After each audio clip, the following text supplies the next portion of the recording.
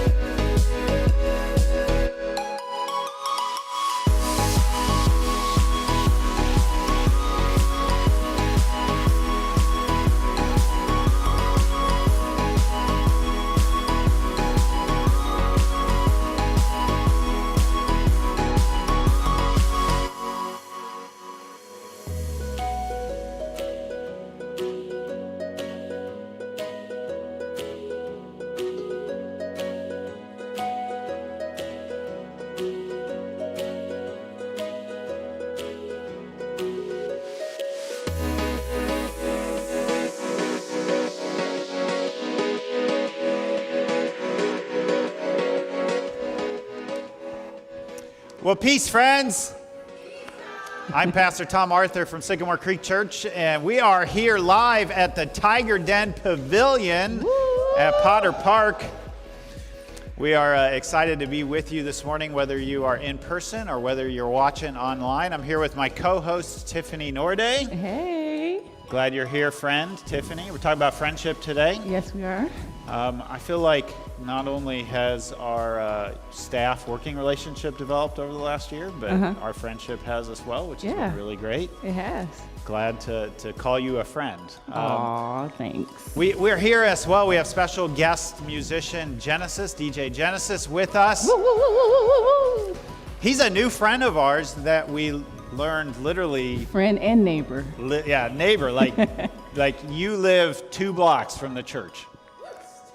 2 blocks, yeah. So we are so grateful that he's here with us today. He's going to be leading us in some music and so on. A couple things we want you to know about today's service. One is that we're going to be receiving communion. If you're in the room, you see your little communion packets there. But if you are at home, we want you to gather the bread or juice and wine or juice or bread or crackers. Also today, if you experience any trouble with the live feed, if you are online and you experience trouble with the live feed on Facebook, head over to our YouTube page or to our church website, sycamorecreekchurch.org, or Twitch, and you probably won't have any problems there. So we've got a question for you to kick this off while you're watching online. Besides your spouse or significant other, who would you consider your best friend and why? Right. Good question, because we're talking about friendship today. Yes. Friendship, many of us feel friendless and alone, especially over these last 18 months. And we're curious who you would consider your best friend. Answer that question in the comments while Genesis plays a little bit of music for us, leads us in a couple of songs, Waymaker and Jireh. Here we go.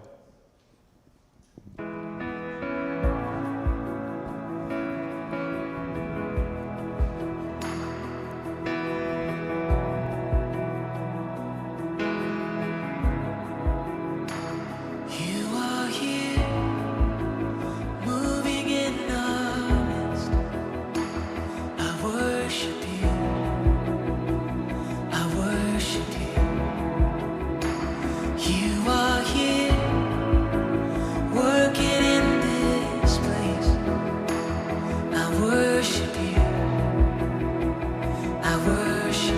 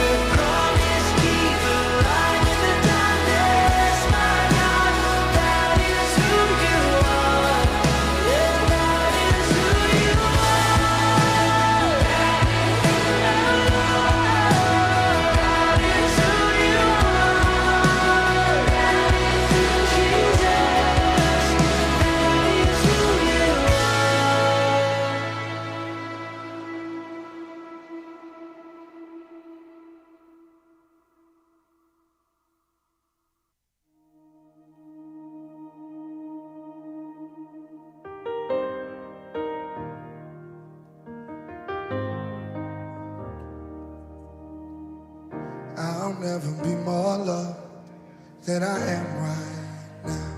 Wasn't holding you up, so there's nothing I can do to let you down.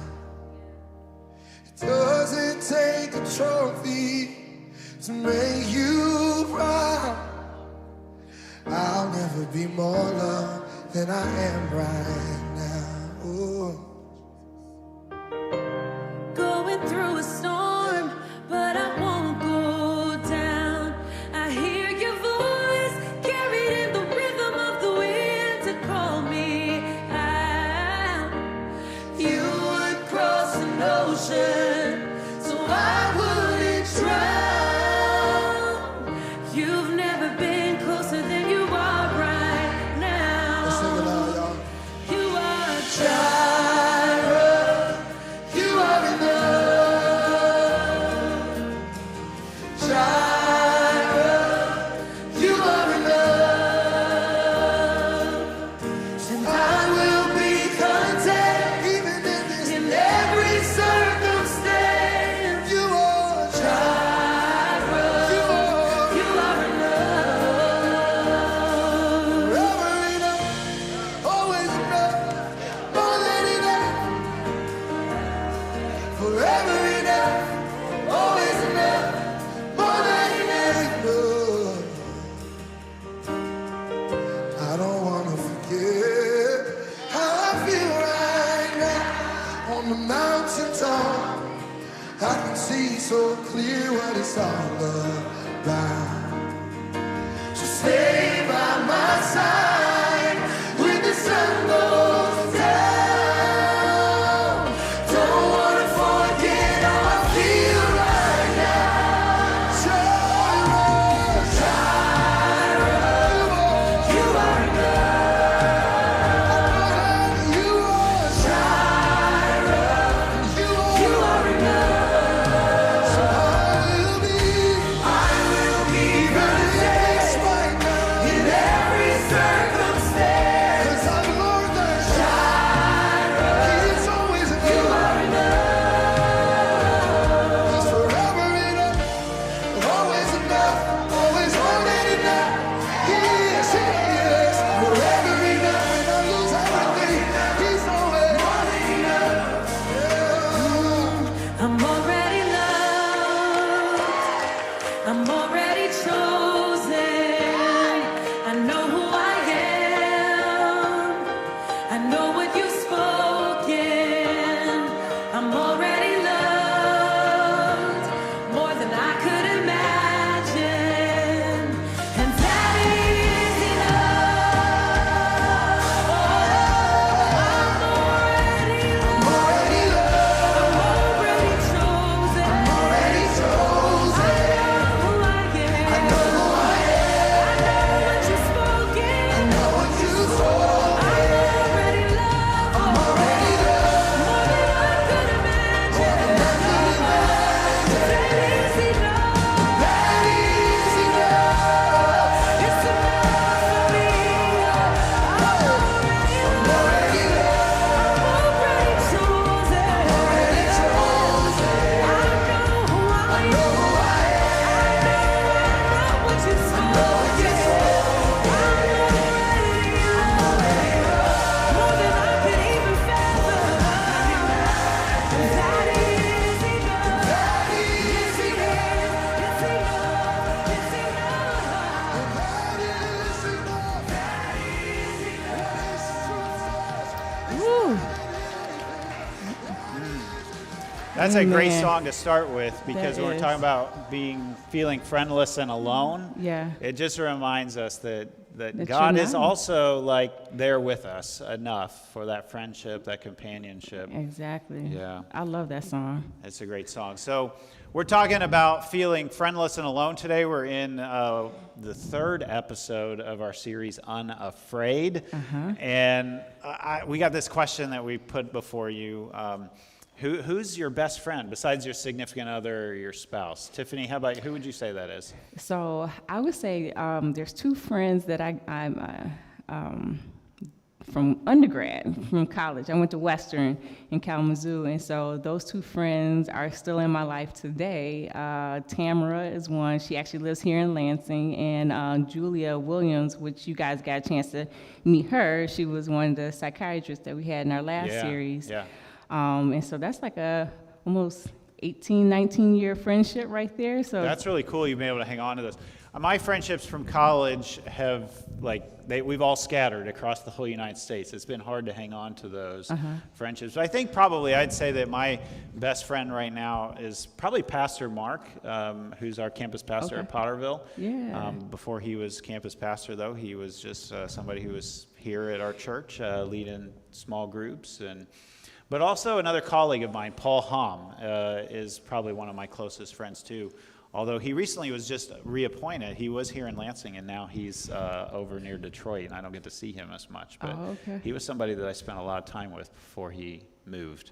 Yeah. That's something we're going to get into, the message. Like the amount that we move really messes with our relationships and our friendships. Yeah. So we got DJ Genesis in the house today. Yes, we do. Genesis, who's your best friend besides a spouse or significant other? You know what? I got two, and one of them is known to be man's best friend, right? So I'm going to talk about him because he is certainly my best friend. I went through as my dog Bear, so as you all get to know me, and anybody that knows me knows I'm always talking about how cool Bear is. He's a little Yorkie. And so I went through a rough season about a year and a half ago, and Bear was like the only, I don't want to say person, but Bear was my close one that wasn't judgmental, and I could cry to him and he wouldn't say anything. And we'd even argue at times, right? Because he'd like pee on my foot and something. I'd be like, you can't do that, you know? And then I'd cuddle up with him, but all my problems I would tell Bear. And so probably my little Yorkie Bear is my best friend. Man's best friend. So, hey, we would love to connect with you. And if you're in the room, there's a connection card that was handed out to you. But Tiffany, tell people how they can connect with us. So if you're online, please like and share out to your friends and your family. If you're on YouTube, Facebook, or Twitch, connection card is sycamorecreekchurch.org/connect. If you have prayer requests, you can go to prayers at sycamorecreekchurch.org. Fill out the connection card, and we'll send you free book. You'll get through this by Mark Lucado. And so somebody still needs to get through something today. They need that book. I think that book will be in the rotation for quite some time. Yep. Yeah, because we all are in the same boat with that. So while you're at home, or even if you're here with us in the Tiger's Den, take a selfie and put hashtag SCCMI on it. And here is our selfie of the week. Look at that cute picture. Cute. We have Ashley and her daughter, Ayana. Yep. Coming up to pick up the pumpkins. That's so cute. Yeah. And don't forget we got communion today. Yep. So get your stuff together for communion a little bit later. So get your bread, your crackers, your wine, your juice, and get ready to partake with us. So we're talking about being friendless and alone today. Yes. And I just said that one of my best friends is Pastor Mark, and he and I were out at Woldemar having a conversation for this message today, which is a perfect way to do this message as a conversation with one of my best friends. So here's Pastor Mark and I with today's message.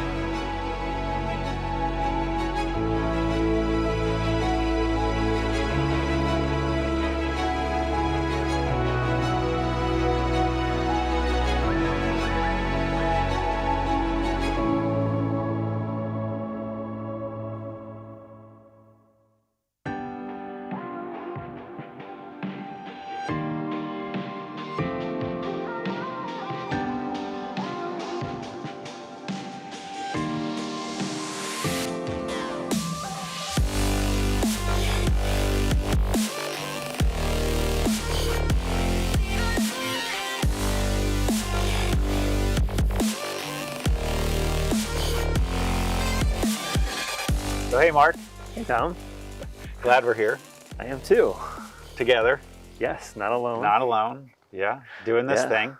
Yeah, doing it together. Yeah. Do you know that the UK has a minister of loneliness? No, I did not know that. I'm intrigued. Yeah, like this person is appointed to minister to all the lonely people in the UK. That's a really interesting position. I'm not familiar with that, and I like that they call it minister. That's an interesting way to refer to it.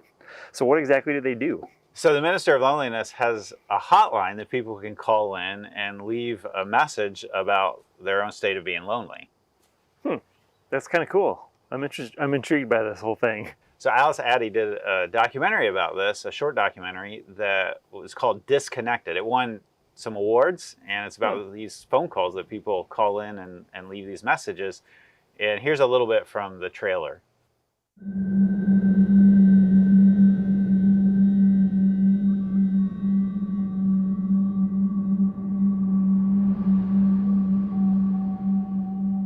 I would sit in my flat and watch people walk by outside my window and just think, how am I so alone in a place where there are so many people?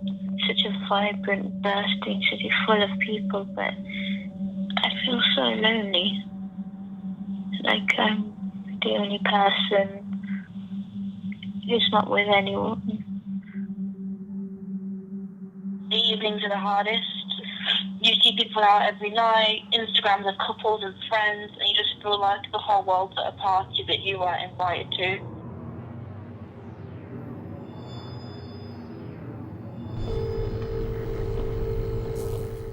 That was really intriguing to me, and even though it's from the UK, it kind of sounds familiar. Yeah. If you were going to call in and leave a message on this hotline, if there was one in the United States, what would your message be? Well, a lot of my life I've struggled with feeling like I'm different and like people don't understand me. And that can lead to really feeling isolated and alone. And the interesting thing about feeling that way is that unless you reach out to people and you explain what you're feeling and what you're experiencing, it self-perpetuates. So I've realized that that's a lie, that you know, I'm not always alone and people can understand me, but you have to continually reach out. And I think the message there would be a form of reaching out. How about you, Tom? I think I would talk about how I didn't realize how lonely I was being a pastor until you came on staff. There's this feeling as you're being a pastor of carrying the weight of the mission of the church, the mission of Jesus in this world, in this particular church. And there's a way that I'm all in, and all of a sudden you're all in too, and we're doing this together. And it's definitely one of those moments where 1 + 1 = more than 2. It does. What if we had a minister of loneliness at Sycamore Creek? That'd be interesting. Let's ask people what they'd do if they were the minister of loneliness at Sycamore Creek. So here's our question for discussion. If you were the minister of loneliness at Sycamore Creek, what 1 or 2 things would you do to decrease loneliness? Let's discuss that.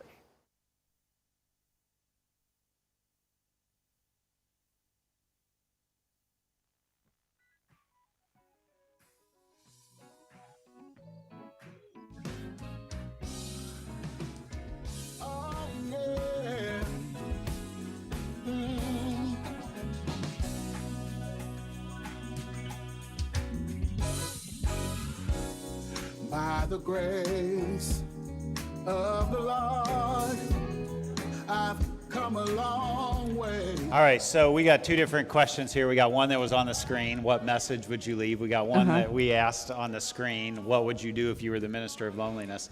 Which one do you want to answer? You know, I think both of these questions are very hard to answer because it's not a norm that you'll be asked this question. I think it's very intriguing that they even have someone to address this. You go first. Me go first? Well, I already answered it because I shared this, if I was going to leave a message, I would talk about how I felt lonely. I didn't realize how lonely I felt till Pastor Mark came on. Right. But in some sense, my job is the minister of loneliness. It is one of them. But yeah. I think I would, the type of person I am, I think I would ask a question because that's typically what I do, and that's what my husband knows me to do. So I probably would ask the person who's on the line, like, okay, what can I do to help me with this loneliness? Like, give me some suggestions, sir or ma'am. Yeah. Genesis, how about you? What would you leave a message? What would it be? If I'd leave a message, I guess, wow, that really is a tough question. Maybe that, I talk about the times that I grew out of being lonely. Like, you don't have to stay in that space, right? And so as long as you're able to encourage somebody that it's not going to last always. Wow, yeah. And then with God, we're never alone, right? Hey, you're preaching already, so you're jumping into the message. So let's go ahead and get back to Pastor Mark and I at Woldemar, see where this friendship goes. Yeah.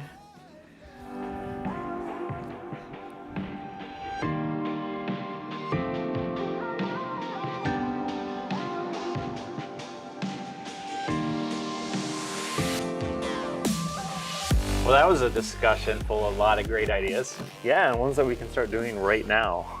Like, everybody could be a minister of loneliness. Exactly, no seminary degree required. Today we're in this third week of a series called UnAfraid. We're taking a look at the topic of friendless and alone. Yes, loneliness is becoming a national healthcare crisis. Yeah, absolutely. After the year we've just been through, it has really tested the strengths and weaknesses of our friendship bonds. In fact, Scientific American reports that 47% of Americans often feel alone, left out, and lacking meaningful connection with others. That's a lot. Yeah.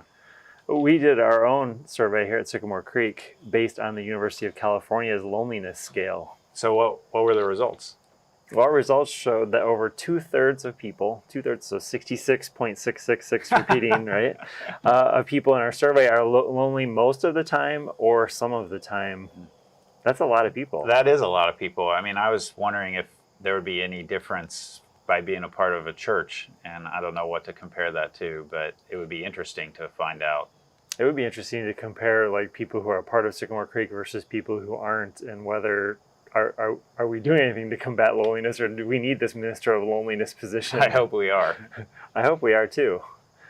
There's a real paradox, though, about loneliness. Yeah, Sarah, my marriage therapist, told us at the beginning of the pandemic that the real challenge that couples were facing was being together in the same house, but still alone, together and alone. Yeah, it's totally possible to be lonely while still having people all around you. And you can be alone without being lonely. Exactly, that's a Christian practice of solitude. Solitude, absolutely. Yeah. And yet the introverts among us, myself included, still need some sort of connection with people. We do. It's baked into us. It's how God made us. Tell us more about that, Dr. Offerly. Well, there's two creations in the first book of the Bible, Genesis. And in the first chapter, God creates everything day by day. And at the end of each day, God declares that everything is good. Good. And on the sixth day, God says it is very good. And I love how one translation says this. It says, God saw everything he had made, and it was supremely good. That's supremely good. Sweet. I like that translation. I hadn't come across that one before. It's a great translation. So it's all good, right? Yep, absolutely. All good. But not so fast. What? There's a second creation story. Second? And that second creation, this is crazy that there's two creation stories, isn't it? The second creation story in Genesis 2, it zooms in on the first humans. God creates the first human, and after a day or so of being alive, God makes a very startling declaration. Startling? Startling. God says something is not good. Not good? I thought everything was good. What's not good? God says it is not good for that first human to be alone. So God says, I will make a helper who is just right for this one. That's really interesting. So God makes a helper for Adam. That first helper is Eve. Does helper mean that Eve is supposed to serve Adam hand and foot? No, that's not what that means. The same word helper is often applied to God as a helper of Israel. So no hierarchy at this point in the relationship? Not at all. A hierarchy only comes in later as a consequence of sin entering the world. Right now, at this point in the story, they're completely egalitarian, equal partners and companions. and they're not alone anymore. And that, not being alone, that's good. That is good. So this whole companionship thing is baked right into us from the beginning of the biblical story of creation. Yes, it's part of the way that God made us, and it explains why it's so hard when we feel lonely today. So I think back to a word that we've been using through this series, catastrophizing or over-catastrophizing. Oh, that's a great word. It's a good word and a helpful one. How many possible Scrabble points for that one? 32 points, assuming no multipliers. Although, as a Scrabble player, it would be pretty hard to play because you only have 7 tiles to play. You have to have catastrophe. No, the math doesn't work. Can't do it's it. a lot of letters. That would have to be house rules where you got more panels. It would have to be, yeah. Is that what it's called, panels? Tiles. Tiles. Yep. So when we're in a season of loneliness, we over-catastrophize by thinking that this is the way it's always going to be. Yeah, I don't have any friends right now, so therefore I will never have any friends. Did you know that famous people have this problem too? I can imagine it, but yeah, I don't really know any famous people. Take Anne Hathaway, for example. She said that loneliness is my least favorite thing about life. The thing that I'm most worried about is just being alone without anybody to care for or someone who will care for me. That's interesting. I don't immediately think that someone who seems to have it all together, like a famous actress like Anne Hathaway, would struggle with loneliness. Yeah, it is. It's surprising. We tend to think these celebrities have everything with their glamour and good looks. Sarah and I watched a recent Anne Hathaway movie that we really loved called The Intern. What's that about? So Robert De Niro plays a senior citizen who signs up for a senior intern program at a startup that Anne Hathaway was the founder of. That's an interesting premise. So he does this because he's lonely, and it turns out that she's lonely too. That sounds like a pretty good plot. So it was really interesting to Sarah and I because this relationship of this young startup woman and this older senior retired intern, they turn out to be friends in this movie. What really resonates with me as you talk about that as the storyline is that Robert De Niro doesn't fall into this cycle that I think so many of us fall into. What's that? Well, it's the cycle that I kind of mentioned earlier that I can wrestle with. It's that when we feel lonely, we withdraw from other people. And then what happens in the midst of that is we become really isolated and we sort of create this downward spiral of loneliness and isolation, and it leads to more loneliness and isolation, and we just go within ourselves. Yeah, that I know that feeling. Yes, and this has really bad consequences for our health. Researchers have found that chronic long-term loneliness has an equivalent impact on our physical well-being as smoking 15 cigarettes a day. 15 cigarettes a day? 15 cigarettes a day and shortening our lives by 15 years. We are literally dying of loneliness, Mark. Yep, we are. So what's made this epidemic of loneliness happen?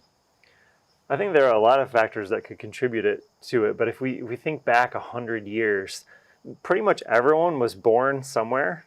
I mean, that's obviously true, right? We were all born somewhere, but then they stayed in that place. Yes, they stayed in that place and they grew up, they went to school, they worked, they retired, and they died all in the same area. But now it's changed. Now the average American will move 11.7 times during their lifetime. Yeah, that rings true for me. Let me think for a minute about how many times I moved. I was born in Indianapolis, moved to Chicago for first grade, back to Indianapolis. I moved so many times I'm having a hard time remembering them. Back to Indianapolis, then out to California, back to Indianapolis, to another side of Indianapolis, to Wheaton College, to Wheaton, back and forth between Wheaton and Indianapolis for the summers, then up to Petoskey, where Sarah and I married, then across town in Petoskey, then off to Durham, North Carolina for seminary, then to Richmond, Virginia for an internship, back to Durham, back to Petoskey for a season, back to Durham, and then to Lansing. And I've been in Lansing for the longest season of my life. For 12 years, I've lived in the same house. Wow, that's a lot of moving, Tom. And my experience has been totally different. I've moved maybe a handful of times, and I've really just lived in 2 different areas. Yeah, when I add it all up, I've moved 15 times. Oh, 15 times. That's a lot of moving. Yeah, every time I move, it disrupts my relationships. And I think, oh, I'll keep up these good friendships that I have, but it's nearly impossible. It's hard to do. I haven't been able to do that. So I told you we've lived in the parsonage now for 12 years. It's the longest place we've ever lived. And what's ended up happening is we've developed these pretty significant friendships with neighbors. In fact, our kids, they have the same friends that they've had for their entire life. Even our youngest went to daycare 3 houses down from where we live. And all of the kids of that family are friends. And it's this amazing, diverse, stable neighborhood community. My kids are growing up a totally different way than I did. Yeah, the stability makes a big difference. And today, only 24% of Americans will stay in the same town for their entire life. And I think what we see is a lack of rootedness, a lack of connection contributes to our loneliness. 3/4 of the United States will move away from where they grew up. They will. Wow.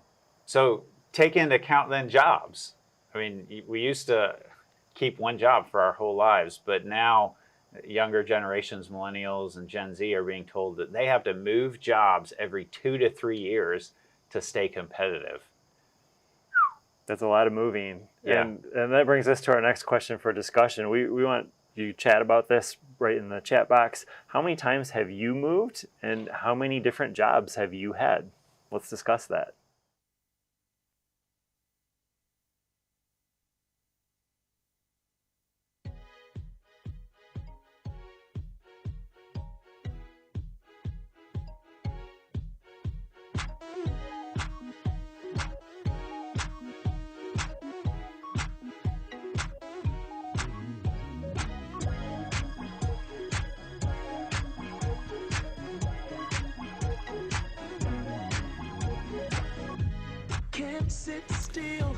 Jim Ashman is doing the great comments on Facebook. He wasn't born somewhere. He was born in Detroit, he said. Oh, okay. How many times have you moved? I've moved a total of 10 times. 10 times. Yes, I'm 5 below you guys. I still got to be 15 times. Genesis, how many times have you moved? He's got to think about it. I'm ashamed to say, like, probably 20 times in life. 20. Yes. 20. Wow. He beat Okay. us. 5 of them were not You've my got fault. the king. However, being here in Lansing 7 years has been the longest I've been there. So Yeah. That's like me, 12 years in the same place right now, which is pretty amazing. How many jobs have you had, Tiffany? Count those all up? How many I jobs? did count them up. I've had a total of, okay, I mixed my numbers up. I moved 8 times. Okay. I've had a total of 10 jobs. All right. So But- I moved almost twice as many times as you have. Yeah. And some of them job switches were not my fault. Yeah.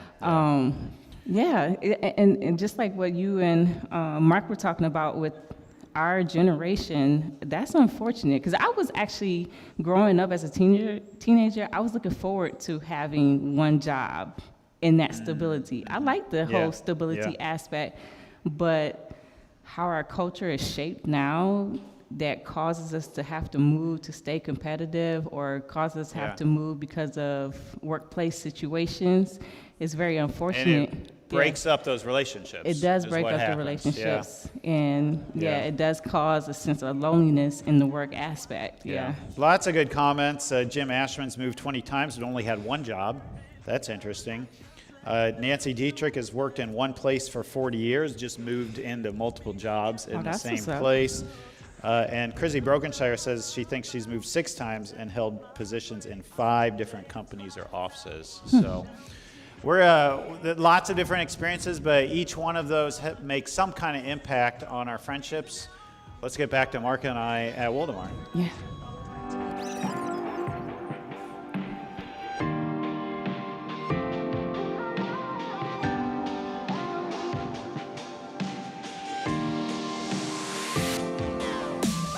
So we're not actually there yet, but retirement does the same thing. It does. You've got all of these relationships with people that you've spent 8 hours a day with, and they're gone. They are. The greatest indicator of happiness in retirement It's not your 401k. Okay. It's not the number of sunny days that you might enjoy during retirement. Okay. It's not even the number of golf rounds that you might enjoy. Well, that's good because I'm not really a golfer. It's meaningful relationships Yeah. that determine the happiness that people have during retirement. It's the friendships that you develop and then you stick with over time. So you're saying we should put as much time into investing in our relationships as we do into our retirement plan? Absolutely. All right, I think we've dissected this problem enough. I agree. Let's turn to some solutions. What do we do about this? So what does the mental health community, counseling, therapy, have to offer for loneliness? Well, psychology has helped us to understand more and more the root causes of our situations, and they often go back to our family of origin. So my parents divorced when I was in elementary school, about the age of my kids right now, which has created this kind of thing in me where I am always worried about, are people going to leave? And that really wreaks havoc on me as a pastor at times, worried about whether people are going to leave. And of course they do from the church. Nobody, well, you never know, right? You never know. Yeah. How about you, Mark? I can relate to that. I have similar issues with trust and with people leaving. At the same time, another family of origin thing that I struggle with is I grew up in Grand Rapids in this sort of West Michigan Dutch reserved culture. You don't show strong emotion. You don't show that you need help from anyone. And I definitely wrestle with both of those things. And it goes back to my upbringing in that area. Yeah. So a good therapist is often going to go back to your family of origin and kind of explore that with you and help you look at what from your family of origin are you replicating in your relationships now or your lack of relationships. Yeah, a good therapist is going to help you break that cycle of catastrophizing. We can take our own filter and we can project it onto those around us. And just an example of that, you text someone and they don't text back for a long time. Yeah. What happens then is you start to assume the worst. You start to think that maybe they don't like you or there's something wrong with your relationship. And in reality, maybe they just didn't see the text or they didn't have time to reply. Yeah. So it reminds me when I was a teenager and there was this girl that I really liked and I sent her flowers one day because I'm that kind of guy. Okay. And she didn't call. And pretty soon I was a miserable wreck. My dad tried to console me and he tried to say, well, maybe she just wasn't home yet. And I was having none of that. I was like, she doesn't like me. This is, well. That sounds miserable. It was miserable. So what happened? So at 9 p.m. she called. She had been away for the entire day. She just got back. She just saw the flowers and she was calling to thank me for them. Wait a minute. So your dad was right? Yeah, fortunately he was. Oh, man. So I think a good therapist is kind of like your dad. They'll help you see the other ways that you can think about things in your life. Yeah, I was thinking about something your wife, who is a counselor, often says. She's a psychologist. Yeah. She talks about positive event planning. A good therapist is going to help you think about what events you plan and where you can create those friendships in clubs or groups. Yeah, things too, like where can you volunteer your time and not only make a difference, but also make some new friends. Yeah, this is all about investing in relationships right now, like maybe you are in your 401k. Absolutely. That brings us to our next question for discussion. Where can you find and build relationships?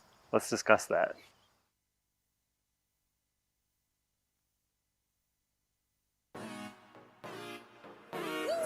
Y'all ain't ready for this. Yeah.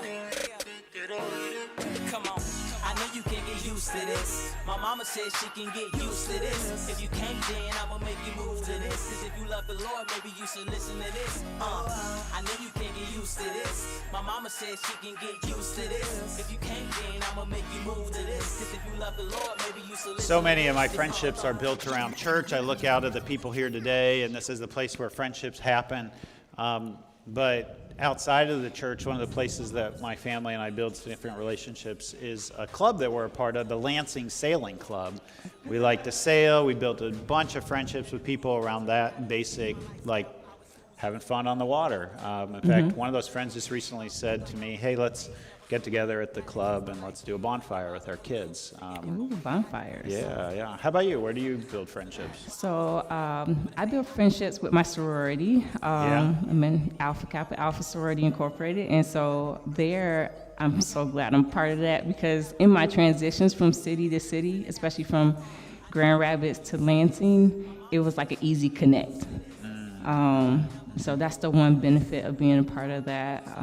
And yeah, because I really miss Grand Rapids. We were there for 5 years, only been here 3.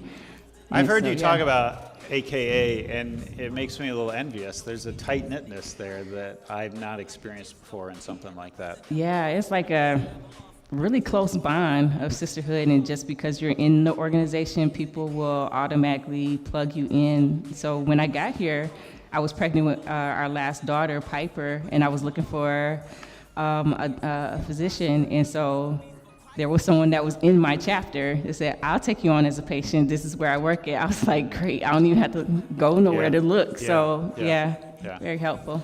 Genesis, where do you find that you build friendships and relationships? I think amongst creatives and other guys that work in music, because we complain about the same things. We celebrate the same things, about how people request the same song over and over again. Now we're just good friends. So. Friendship around shared complaining. Yes. Yeah. All right. Well, hey, let's get back to Mark and I at Woldemar.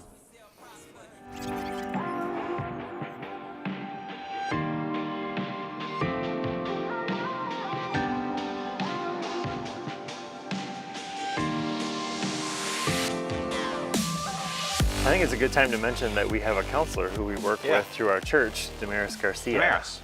Yes. Yeah, and thanks to the generosity of our church, our Christmas challenge every year to give away as much as you spend at Christmas, we're able to provide resources for people to see Damaris if their insurance doesn't cover it. Yeah, Damaris is trained not only as a limited licensed counselor, she's also trained in a seminary, which is super helpful. And so she can integrate faith into her counseling. Yeah, such a resource. She's also bilingual, so she can do counseling in English and Spanish. We have a treasure trove of resources that we have available to us that can help us to combat loneliness. As well as the treasure trove of our faith, the Bible. Our faith, yes. Full of resources for loneliness. Yeah, this is a central concern, I think, of the Bible.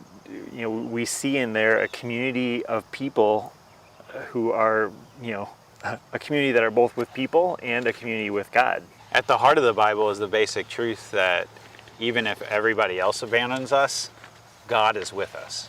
So the Bible really offers 2 answers to the problem of loneliness. The first answer is the community of God, the church, and the second is a personal relationship with God in Jesus. Let's talk about the church first. That's our specialty, talking about that. It is. Good idea. Jesus said that our love for one another is going to be the key way that people know that we're his followers, his disciples, his apprentices. Our love for one another will prove to the world that you are my disciples. The church is essentially a laboratory of love where we learn to love one another even when it's hard. Yeah, I think people really stumble right here at this point. How so? They assume that if you show up for a worship service in person or online, that this relationship, this community is going to happen. It doesn't? Nope. Worship is like a communal gathering where we get oriented to the stories of our faith, but it's not the primary place where relationships happen. That's somewhere else. I think I get where you're going now. I knew you would, because this is like your favorite part of ministry, of church. It is. Small groups. Yeah. So why don't you take us there? Okay.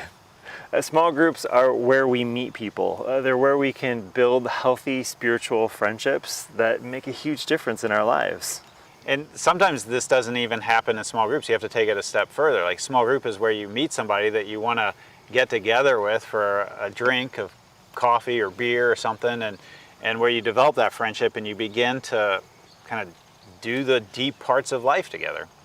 It's a weird way to describe it, but it's almost like friendship dating. Yeah, and it takes some intentionality. It doesn't just happen by accident.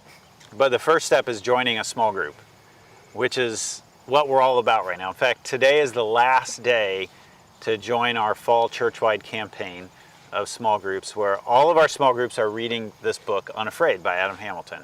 People can join a small group by going to sycamorecreekchurch.org/small groups, or by following the QR code that's on the screen right now.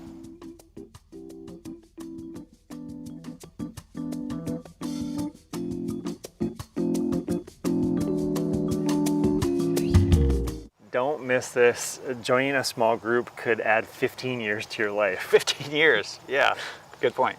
Our next question for discussion is, what small group can you join this semester? Or what's been your experience with small groups in the past? Let's discuss that.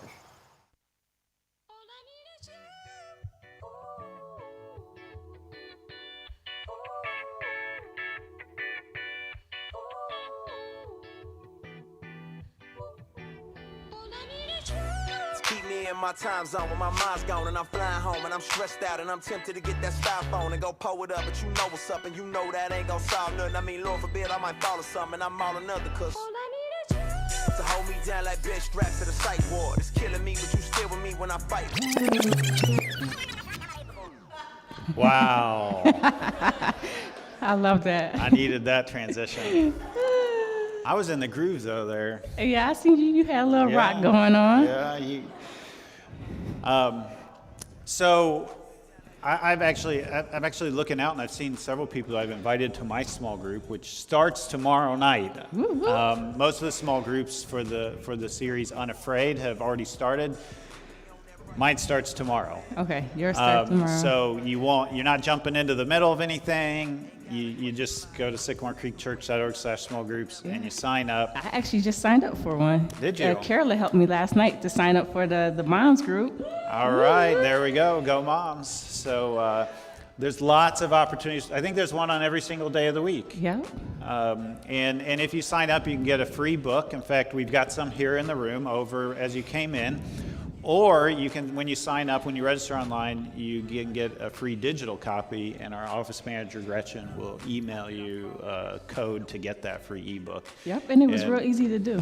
We bought 150 of these, and I think I see maybe 7 or 8 books left. That's really good. So we've got, and if none of the small groups work for you, then if you just have a friend that you'll read it with, make your own small group, all right? There's an opportunity to do that. Don't do it alone. Yeah. John says, have you been in small groups before? Have you had experience with that in the churches you've been a part of? Yeah, so at my former ministry, the pastor noticed a problem with the men coming to church late. And so he started a Sunday morning breakfast group, and we got free breakfast as long as we were at church early. So I'm all about those groups. Let me know if you guys want to do that. I'm all about Genesis, you are putting the pressure on. I think some people are liking that idea. Right now, okay. That is a very there's some hidden eyes practical utilitarian pastor. Hey, we're going to be receiving communion in just a moment after this last segment. So if you haven't gathered bread or crackers or juice or wine, you want to do that. But let's go back to Wildemar and see how Pastor Mark and I wrap this up.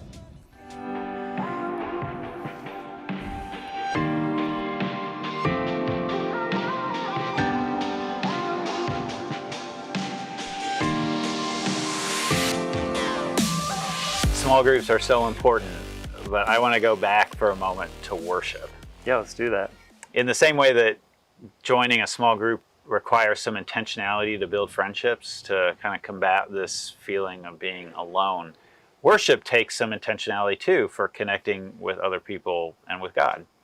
And that's been a little harder to do this past year. Yeah, I know. It's been really hard. So how do we do it now?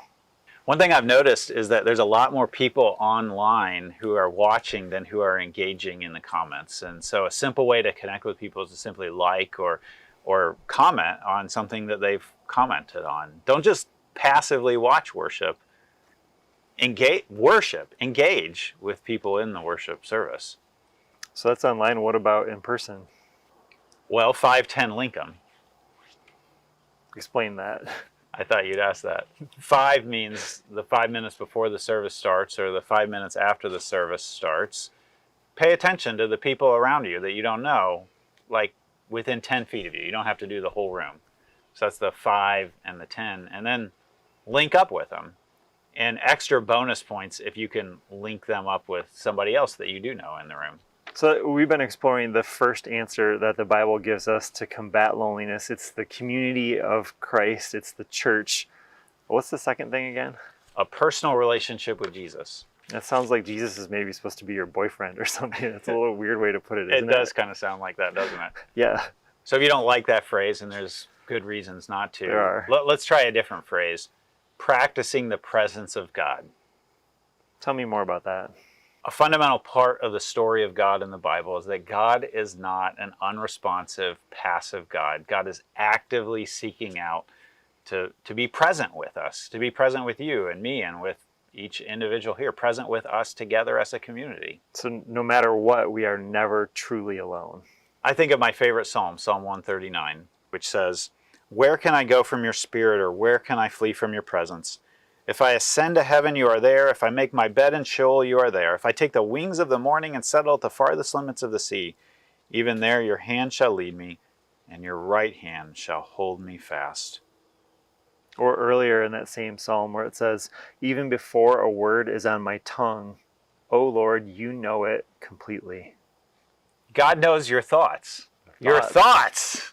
Our thoughts. And yet God still loves us. In our series recently on St. Augustine, he is most famous for saying, "Thou hast made us for thyself, O Lord, and our heart is restless until it finds rest in thee."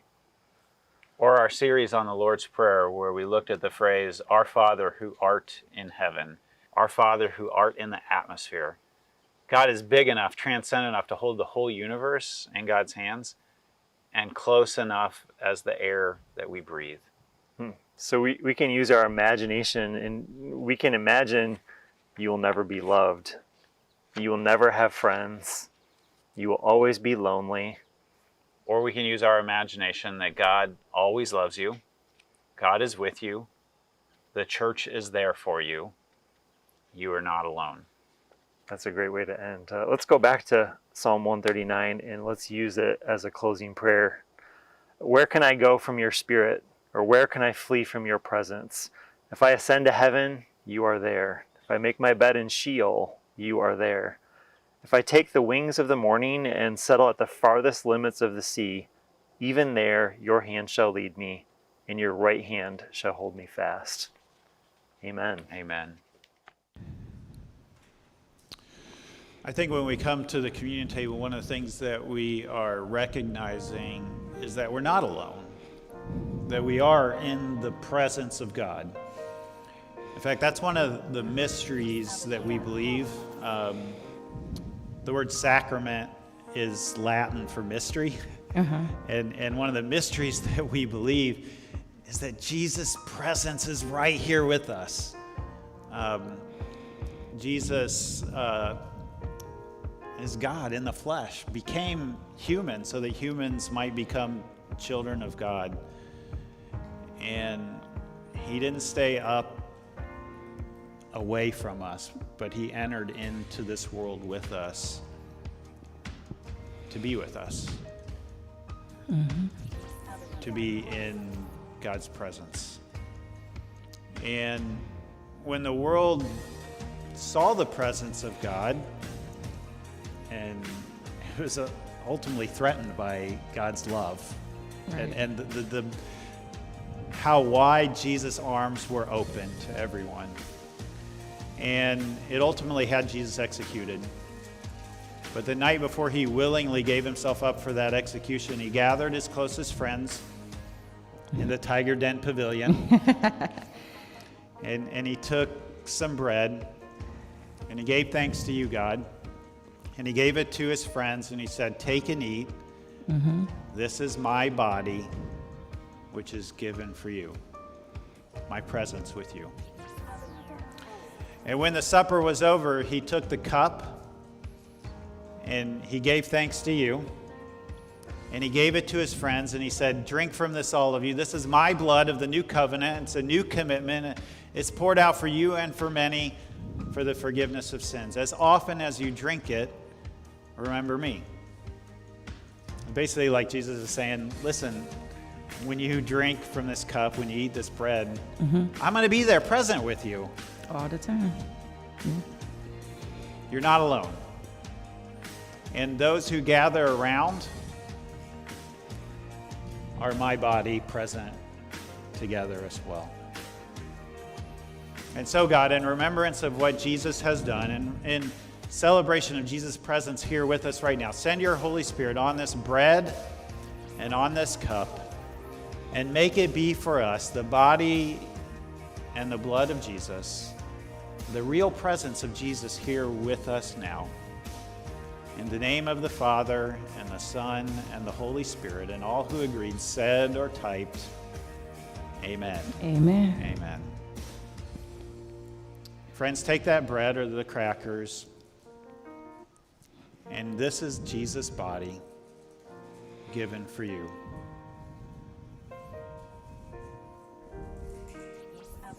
Take the cup and drink that juice or wine, and know that this is Jesus' blood that is shed for you.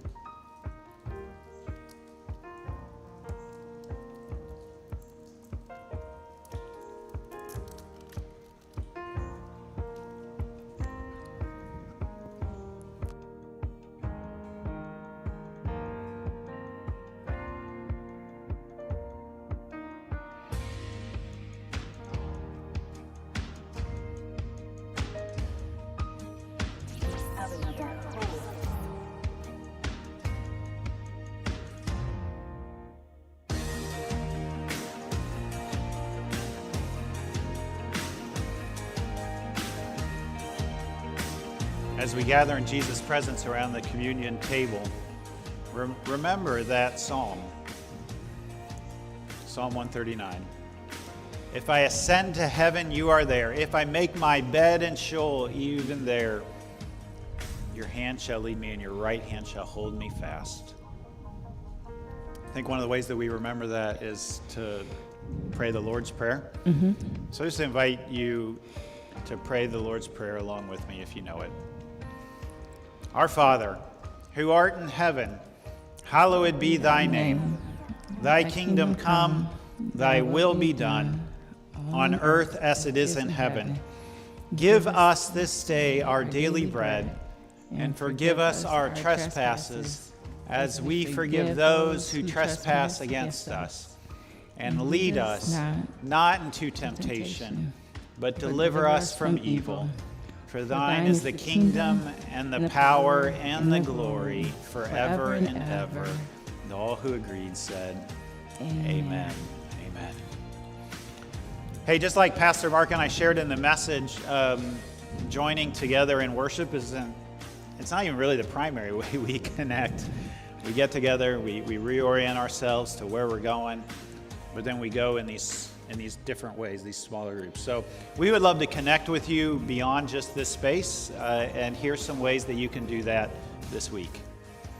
Let's live with courage and hope and connect this week. Fill out the connection card online or in person so we can connect in new ways, get to know you, and pray for you together. Scan the QR code or go to sycamorecreekchurch.org/connect to fill out our connection card. If it's your first time filling out that connection card, we'll send you a free book, You'll Get Through This by Max Lucado. Tonight, teens, come together for a fall fun night. Have you ever wondered what exactly is pumpkin bowling? Are duck races where you set ducks down and race them? Is human foosball really just soccer? Maybe you haven't, but bring a friend and find out tonight, October 17th from 4 to 6 p.m. at Shaw Haven Farm. Take some pictures and let me know. I'm curious. Come together to be part of something bigger than yourself, uniting your world and your community this November. Register for Congregations Organizing for Racial Reconciliation Understanding Racism Workshop, November 12th and 13th online. Newcomers, meet, greet, and eat pie with the pastor at the parsonage. That's church speak for Pastor's House. Make a new friend or two, have a slice of pie, and hang out at Pastor Tom's house in Holt on October 24th from 6 to 7 p.m. connect, grow, and serve using Sycamore Creek's app.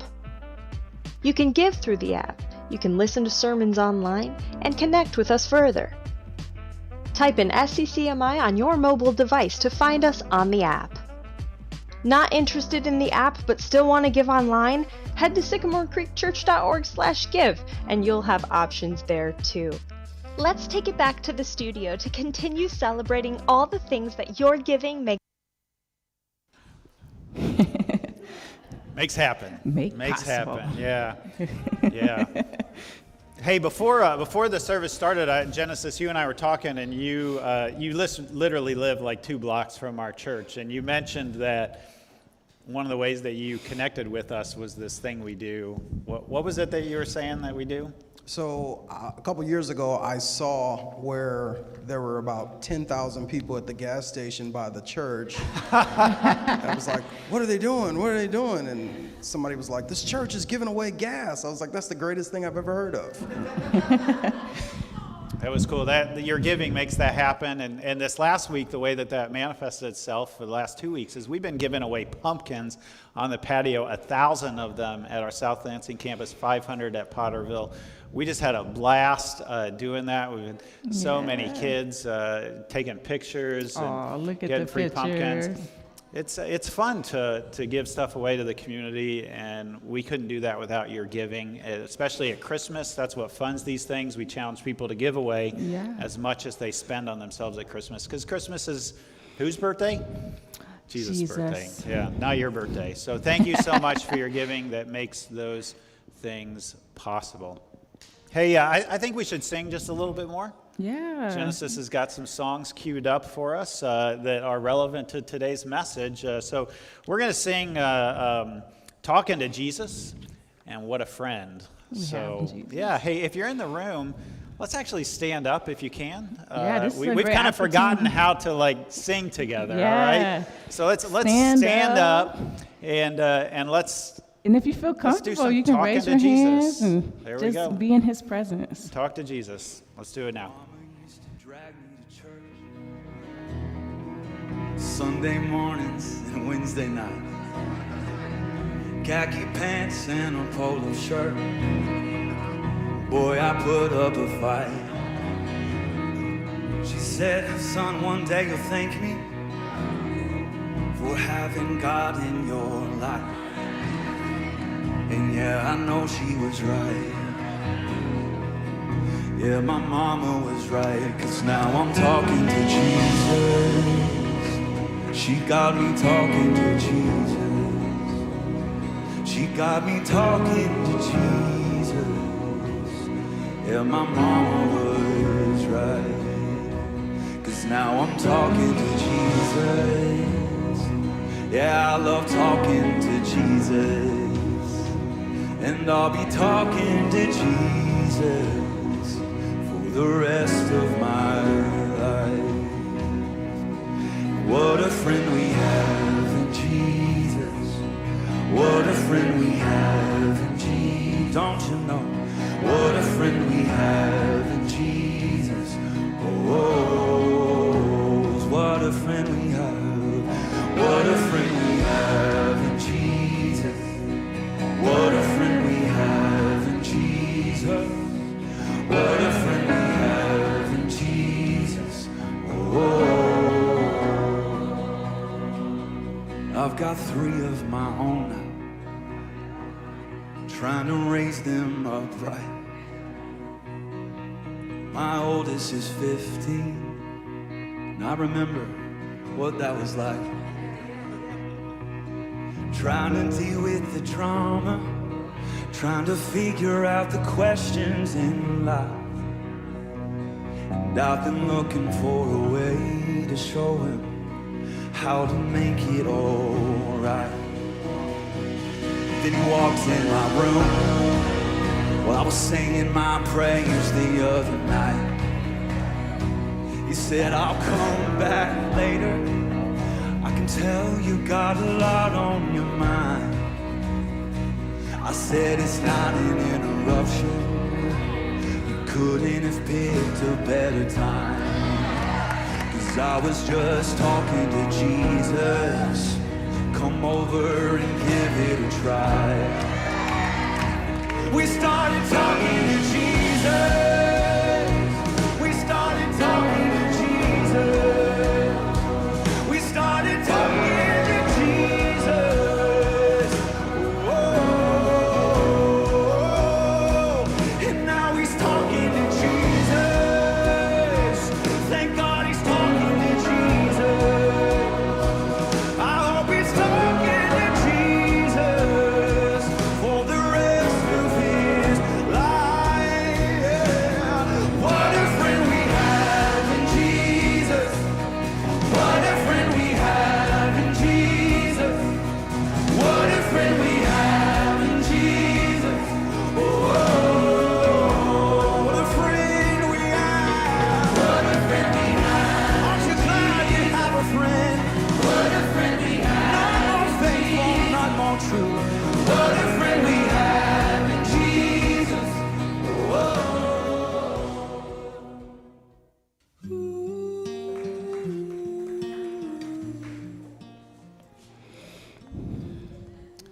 What a friend we have in Jesus. And now we're talking to Jesus. That was speaking to me. I've got 2 boys. You have, I have 3 3. girls, trying to teach them to talk to Jesus. Hey, go ahead and have a seat again here. We've been talking about friendship. We're kind of wrapping things up here. Yep. We got a big day coming up, Halloween. Yes. Have you already bought your candy? Yeah, and I think I need to buy some more because I actually ate it. Yes, I'm one of those people that like candy corn. I know we have some haters You and my dad. out there.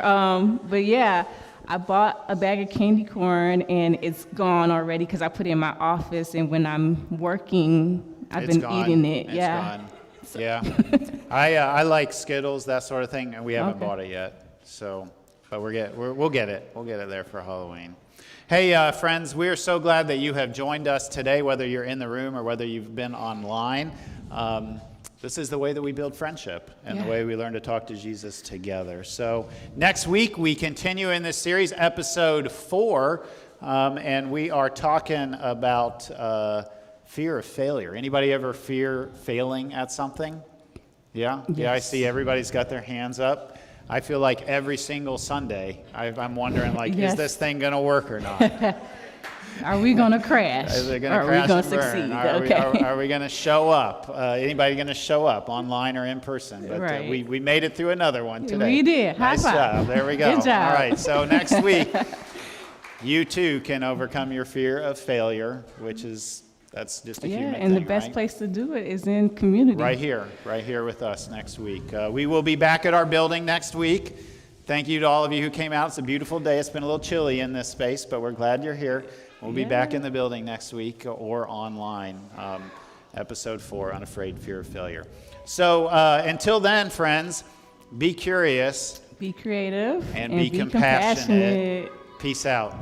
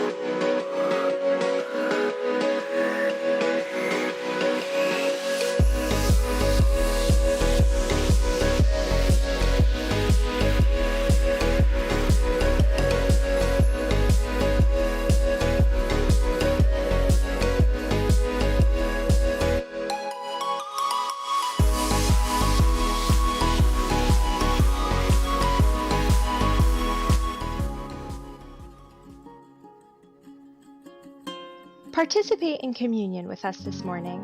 First, grab some wine or some juice. It doesn't really matter which flavor you choose, just go with your gut. Have some crackers or maybe some plain bread? That's perfect.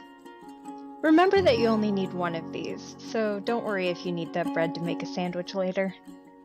That's all, communion made simple. Wine or juice, and plain crackers or bread. Gather it now and participate in prayer and communion later in the service.